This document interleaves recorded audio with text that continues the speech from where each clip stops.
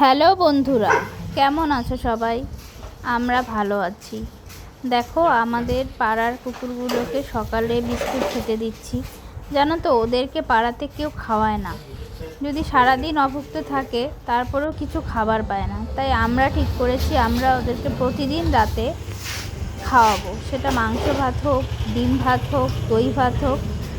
ওরা যেভাবে অভুক্ত থাকে এইভাবে তো কুকুরগুলো মারা যাবে। তাই আমরা আমাদের সামর্থ্য মতো প্রতিদিনই কিছু না কিছু খাবার ব্যবস্থা করছি। তোমরা যদি আমাদের পাশে থাকো, আমরা এইভাবে আরও এগিয়ে যেতে পারবো। আমাদের একার পক্ষে এতটা মেনটেন করা সম্ভব না। তোমরা আমার ভিডিওগুলো একটু শেয়ার করে দিবে, একটু লাইক করে দিবে, তাহলে হয়তো আমি ওদের পাশে সবসময় থাকতে পারবো।